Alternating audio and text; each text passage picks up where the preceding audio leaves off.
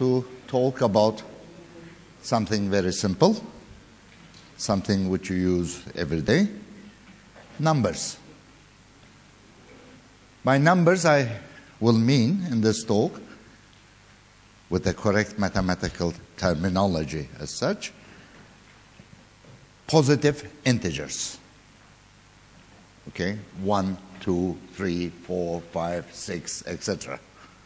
I'm not going to talk about like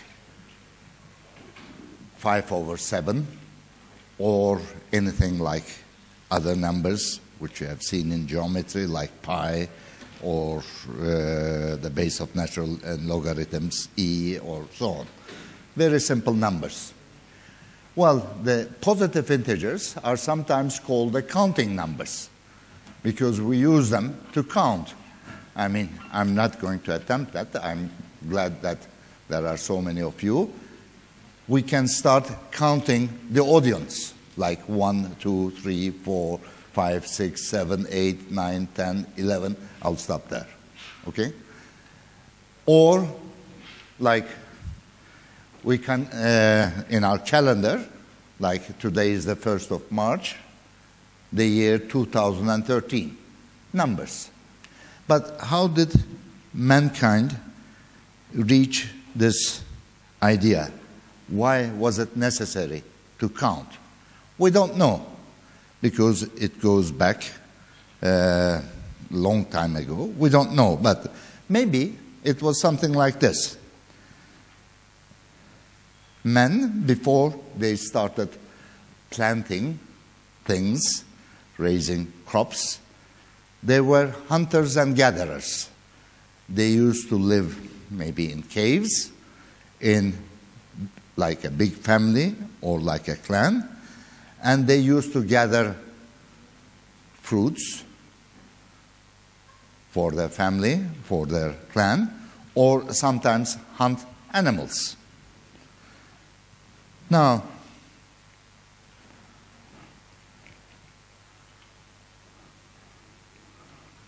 maybe one day a member of the clan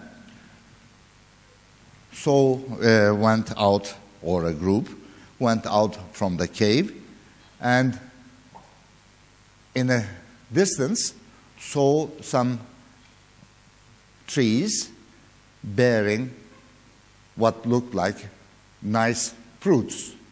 So the idea was, let's go and pick them up, gather them, and bring them back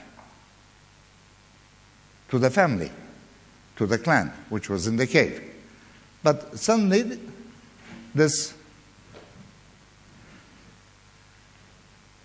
animal was between them, a dinosaur of some sort, between them and the trees which they wanted to reach. Well, maybe they thought, instead of picking up the fruit and taking the fruit to the cave, we can kill this thing, contains lots of meat, and take it somehow to our cave. All right. But suddenly, there was another one, and another one. And they said, that's not a good idea. We cannot try to hunt all three of them. Well, what a pity. Because in the distance they could see the trees which had on their branches these nice juicy apples which they wanted to pick. But between them and the trees there were these three dinosaurs. They thought, what a pity. There are the babies in the cave waiting for us to bring some food. Maybe some meat, maybe some fruit, but they need food. All right, these things in common, there were some dinosaurs, which too many for them, to hunt, and they were between the trees bearing these nice apples, and there were the babies in the caves waiting for food. And all of these have in common there were 3 dinosaurs, 3 apples, 3 babies. So maybe that's how, we don't know, that's how mankind started counting things. All right, so it started by counting and distributing. If I can pick 3 apples, and I have 3 babies, so I can give one baby 1 apple. Each baby 1 apple, distributed that way. So that's, we don't know, but 1, 2, 3, 4, 5 natural numbers or counting numbers were, if you like, discovered that way. All right. We know this. Given any 2 numbers, by a number I mean a counting number, a positive integer, 1, 2, 3, 4, 5, 6, 7, 8, etc., and 0. 1 is greater than or equal to the other. Then we know we can do this. We can try to write A as some number Q plus B plus some other number, where this number is less than B, but greater than or equal to 0. It could be 0. We know this. This is what we call division, okay? Where A, we try to divide A by B, and we call this R the remainder. Okay, if there is no remainder, if R is 0, then we say A divides B, or B divides A, or A is divisible by B. Like 9 is divisible by 3, or 3 divides 9. 4 divides 8. But 8 is also divisible by 2. But 8 is not divisible by, for example, 7. 1 remains. If you try to divide 8 by 7, what remains is 1. All right, so this is a very simple idea. We know this. But there are some numbers which are only divisible by 1. 1 divides every number, of course. Like 2013 is divisible by 1. All right, trivial. Nothing to worry about that. And by itself only. Then we call this a prime number. This is a mathematical definition, or sometimes simply a prime. There are examples of prime numbers. We don't worry about 1 as a prime number. We exclude 1 because 1 divides everything. Okay, so 2 is prime, 3 is prime, 4 is not, because 4 is divisible by 2. All right? 5 is prime. 6 is not, because 6 is again divisible by 2. 2 times 3 is 6. Nothing remains. There is no remainder. 7 is prime. 8 is not. Okay, then we can think about like this. Think about the even numbers. Those are numbers which are divisible by 2. Okay, so there is only one even prime, 2. Because all others, like 4, 8, 10, 12, 14, 16, are all divisible by 2. So they are not primes. But what about 9? 9 is not an even number. It's an odd number. But it is not prime because 9, we can write 9 as 3 times 3. It's divisible by 3, so it's not prime. All right, 10 is not prime because it's even. 11 is prime. You cannot divide 11 by any number other than 11 and 1. 12 is not, 13 is. And this goes on like this. I mean, believe it or not, this big number, 37,813, is a prime number. But how do I get that? I mean, it's easy to determine whether 13 is a prime. 15 is not, because it's 3 times 5. 17 is prime. That we can check very easily. But what about this? Is there a method of finding whether a given number is a prime or not? For example, this number is not a prime.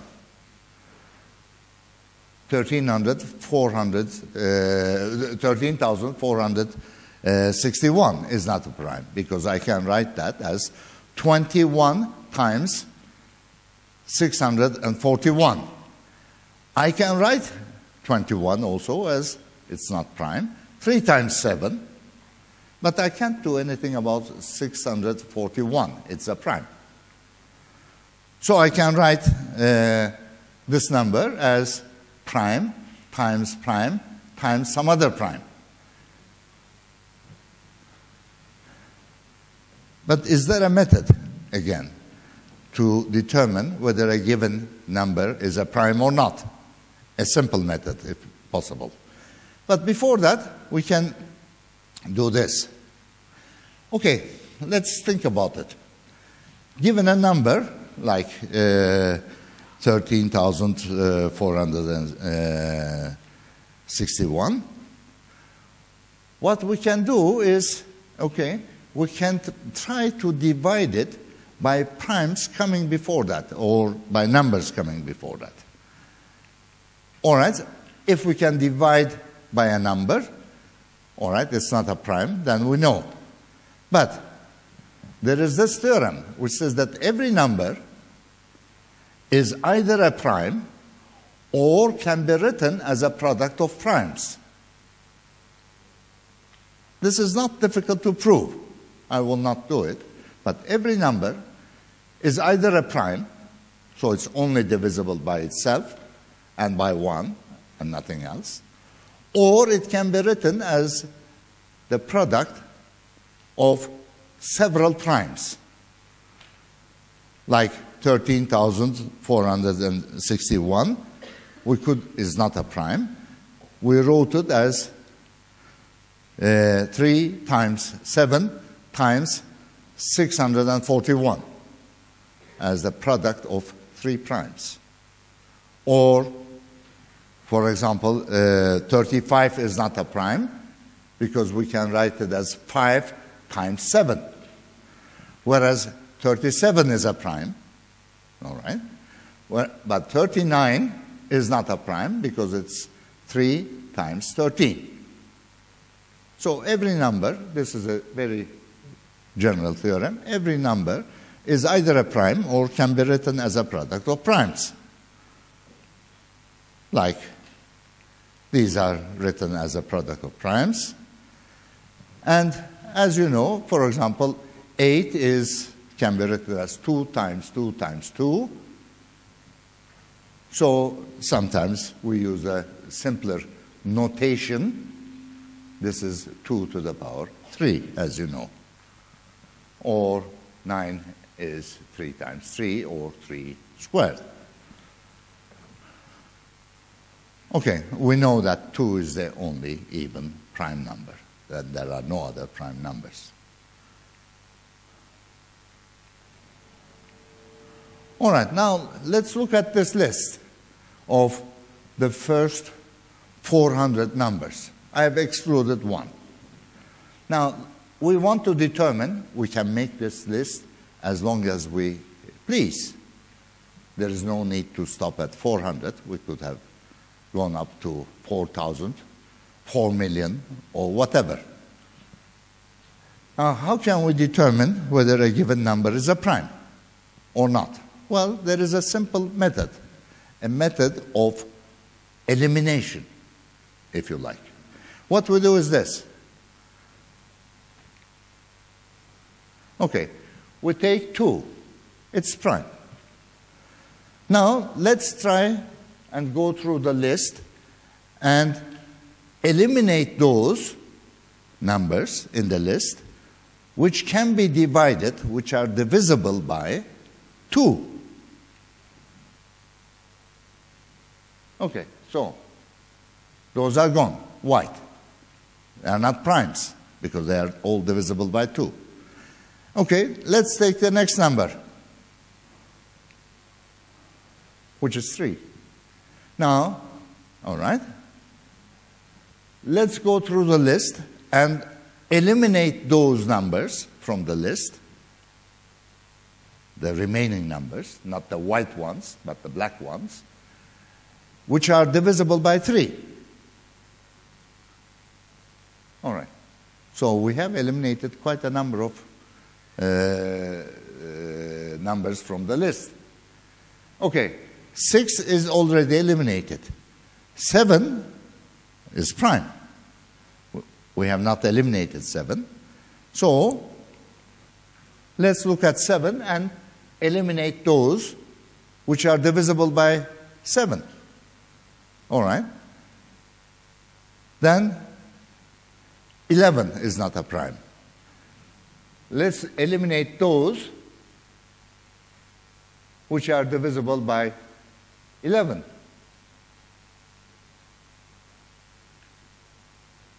All right. Next is 13.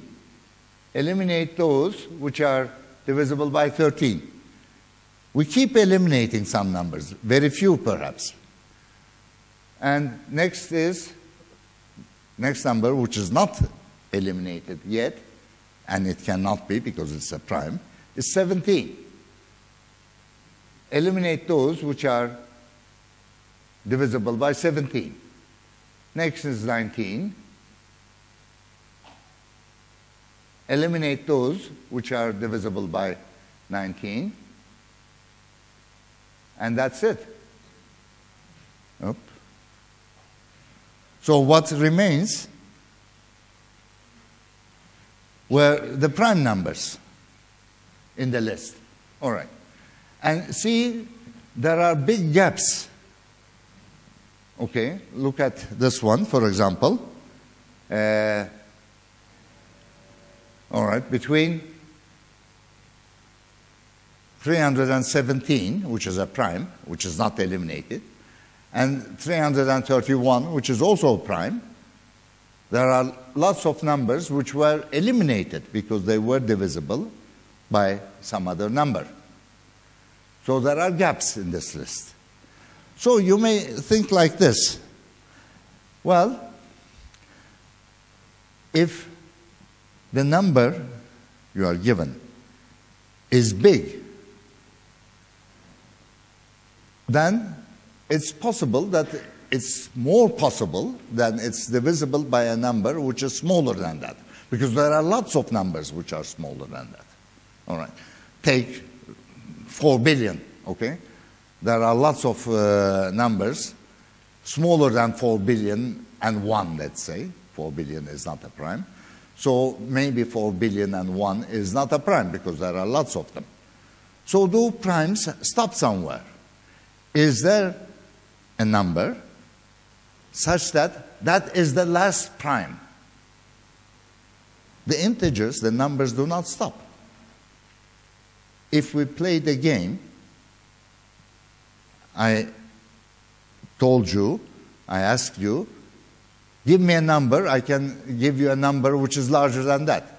Give me any number, I'll say plus 1, which is larger. Give me another number, I'll say that plus 1, which is even larger. All right? So there is no largest number, counting number as such. because I can always add 1, which is even larger. But can I do this for primes? Or do primes stop somewhere? So this was one of the first serious theorem in mathematics about prime numbers. And this is the proof that there are infinitely many primes. That is, primes do not stop somewhere. And this proof, which I will now talk about, is what we call in mathematics proof by contradiction. What is that? We want to prove that the list of primes is not finite, that primes do not stop somewhere. We assume the opposite, that there are only n primes, and try to get some contradiction, something which is logically not possible, which means, therefore, that our assumption was false. All right. And therefore, the theorem is true. This is roughly what proof by contradiction is. So there are, let's assume there are finitely many primes. Let's write them. P1 is 2, P2 is 3, P4 is 5, and so on. But we stop at n. All right. So what we do is that we multiply them out. These are all the primes, and we assume there are no other primes. But we multiply them out and add 1 to it. But then A is a number. All right, fine. We multiplied numbers, added 1, it's a number. So what did our theorem say? It said, the previous theorem, that A is either a prime or it can be written as a product of primes. Two possibilities. All right. Can A be a prime? Well, if A is a prime, it has to be one of these numbers, because we have assumed that there are no other primes. These are all the primes. But A is larger, bigger than every one of these, because we have multiplied them out and added 1. So A is larger than P1, it's larger than P2, it's larger than Pn. So it cannot be a prime. Okay, so that possibility is eliminated. Then the theorem says, so therefore, A must be a product of primes. All right? But these are all the primes. You divide A by one of these, this 1 remains. So A is not divisible by P1, because if you divide A by P1, 1 remains. It's not 0. A is not divisible by P2, because if you divide by P2, 1 remains. And so on. So A is, we have shown that A is neither a prime nor a product of primes. But our theorem said that every number is either a prime or a product of primes. So that's contradiction. So what does that mean? That means we cannot have finitely many primes. That n can be very large. Let's assume that we have 10 billion primes and no more. No, that's not possible. And this theorem, this proof actually, the proof of this theorem, is quite old, that there are infinitely many primes, which I have proved. This is the proof reputedly due to Euclides, which is about 2,200 years old. More, maybe. Yes, more. So, but still, it's a nice theorem, and it's today, and the proof is, as I explained to you, is a simple proof by contradiction, and it's a nice proof.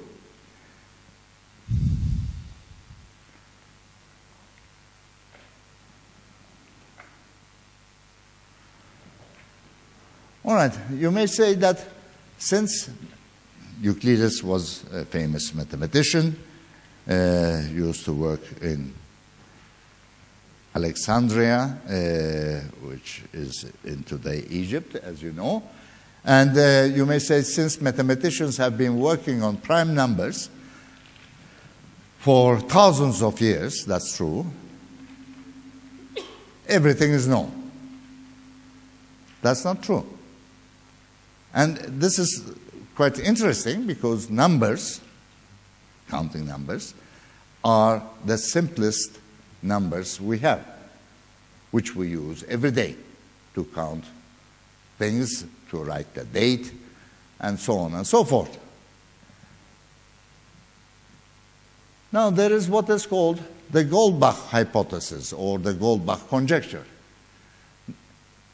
That this says every number, every even number greater than 2 can be written as the sum of 2 primes. A few examples, like 12 can be written as 12 is an even number. 5 plus 7, 5 is prime, 7 is prime, okay. 18 can be written as 7 plus 11. 7 is a prime, 11 is a prime. 24 can be written as 5 plus 19, 5 prime, 5 is a prime, 19 is a prime, or 7 plus 17, 7 is a prime, 17 is a prime, or 11 plus 13, 11 is a prime, 13 is a prime.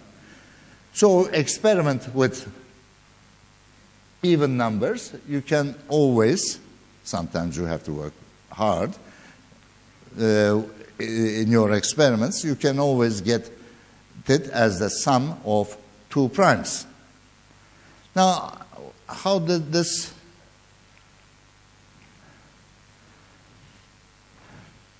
conjecture came about?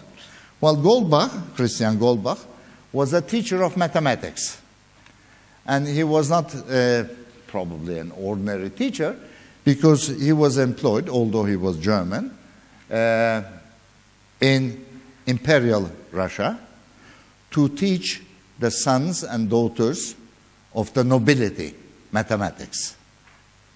Okay, a very private teacher teaching only the sons or daughters of the Imperial Russian nobility, including the sons or daughters of the Tsar, the emperor.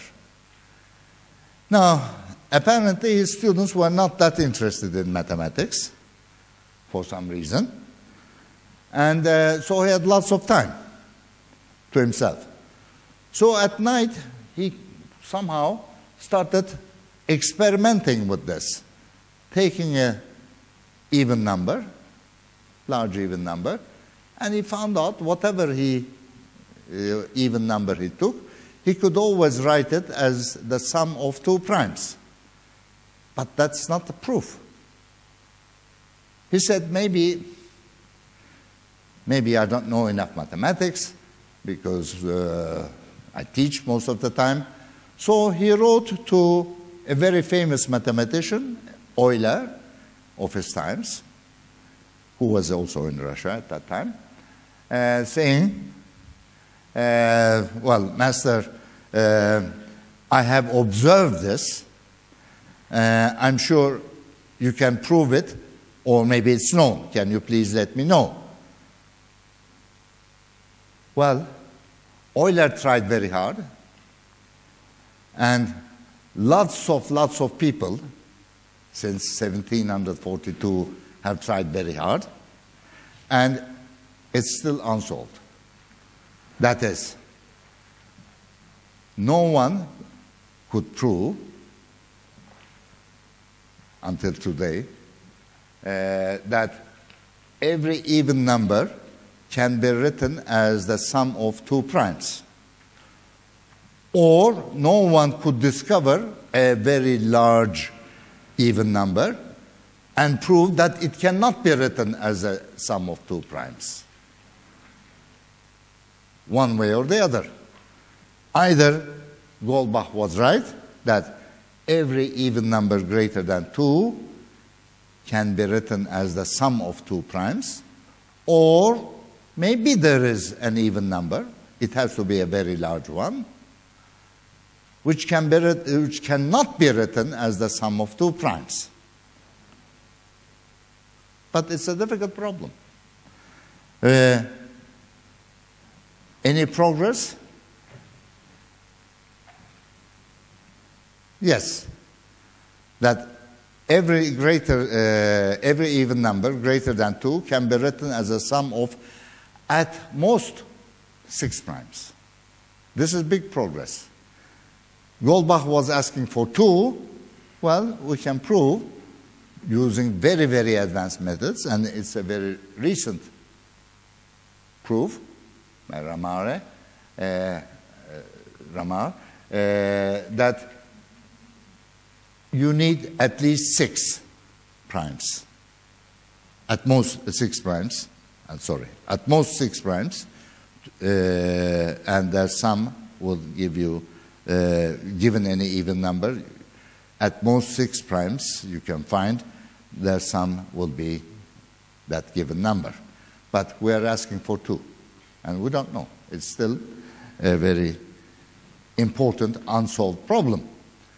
Well, what happens if you happen to solve it? It's not very simple to solve it. Well, first of all, there is an award for this. For anyone who solves the Goldbach hypothesis, there is an award promised by a research institution, Clay Mathematical Institute, and the award is $1 million. Well, are there other open problems, like the Goldbach conjecture about primes? It's interesting. See that the first theorem about primes was proved, that there are infinitely many of them, by Euclides about 22 centuries ago. And we have the Goldbach hypothesis, which dates back from 1742 until today, and it's still unsolved. We don't know. Well, there are. Now, there was the French mathematician, Pierre de Fermat, who, you see, people were trying to find formulas for primes. Is there a nice, simple formula so that when I write this formula for some number n, it always gives me a prime? Well, Pierre de Fermat thought this is the formula. He calculated for n equals to 1, which is simple, is 2 to the power 2, 4 plus 1, prime. Nice. For 2, this is 2 to the power 4, 2 to the power 4, which is 16, 2 to the power 16 plus 1. That's again a prime. For 3, it's a prime. For 4, it's a prime. Big numbers now. And he stopped there. He couldn't calculate anymore. He said, maybe this is a formula which is always a prime. Nice formula.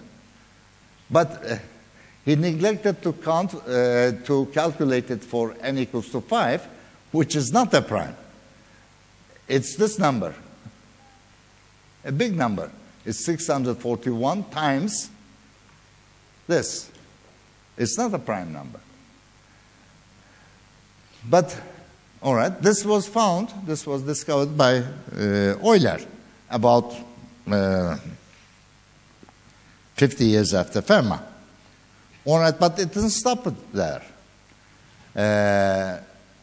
So among the Fermat numbers, these are the so-called Fermat numbers, 2 to the power 2 to the power n plus 1, where n is, again, a number, a counting number. Are these the only prime numbers? Because for 5, it's not prime. We don't know. And this is a problem which people have worked on by using computers. Because to calculate this for n large is not that simple. Because you see, for n equals to 5, it's this number, a very large number. And still, we don't know. All right. Another problem, which is of interest, we know that there are infinitely many primes. That is, there is no last prime. Give me any prime number, it's possible to find one which is larger than that. But among prime numbers, there are those which differ by 2. These are the so-called prime twins, or twin primes sometimes, like 2 and 5. Like 3 and 5, sorry. 3 is a prime, 5 is a prime. Like 5 and 7, both are primes. Like 11 and 13, both are primes. Like 17 and 19, those are primes. If you go along the list, for example, 37,811 is a prime. So is 37,813. The difference is 2. So the natural question, which was probably asked by Euclides himself, now we know now that there are infinitely many primes. Are there infinitely many prime twins? We don't know. This is a problem which has been with us for more than 22 centuries, I'm sure. We don't know. Well,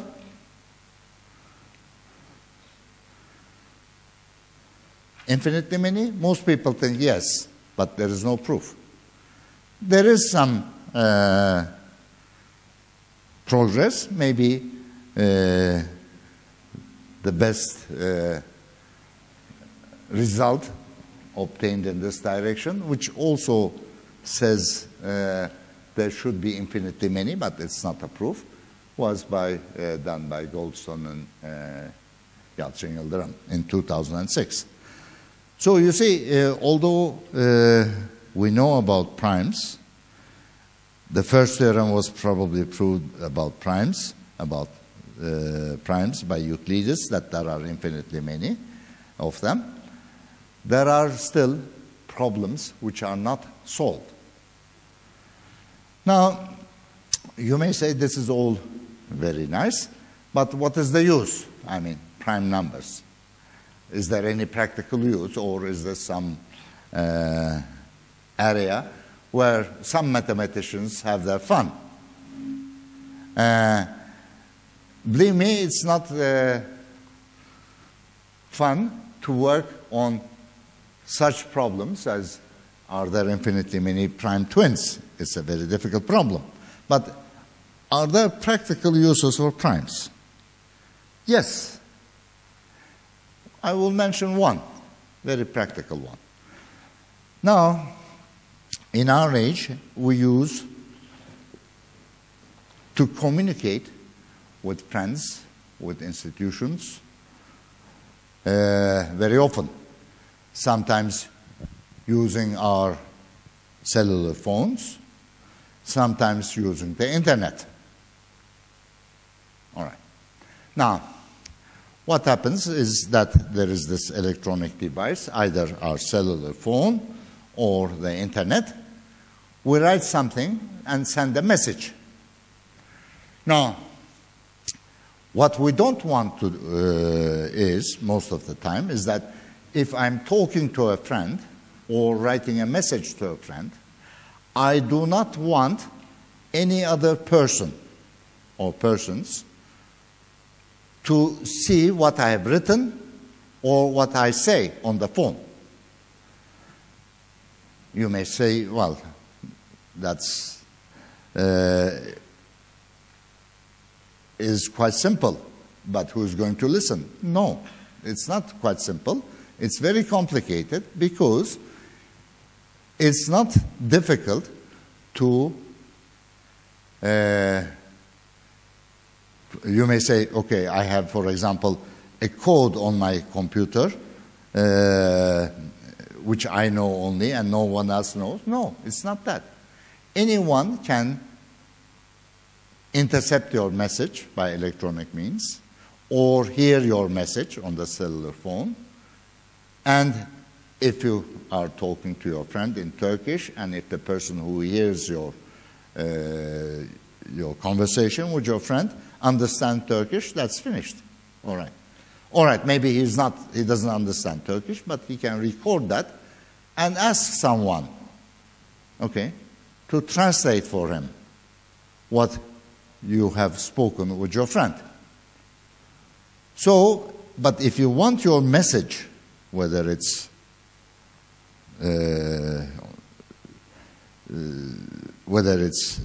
through a cellular phone or through internet, not to be understood by other persons, the only method you can use is to code it.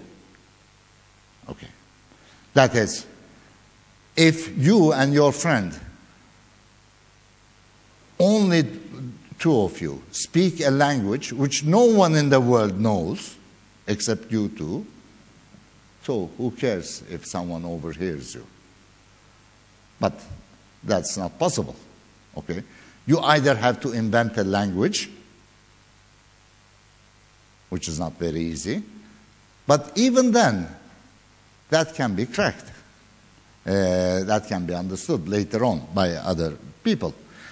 Well, what you do is that you use primes, big primes, as codes. This is not something very simple, between you and your friend, like the number 37,811 and 37,813. Multiply them. It's a very big number, but it's simple to multiply numbers. Okay, by calculators and so on. You don't have to do it by hand.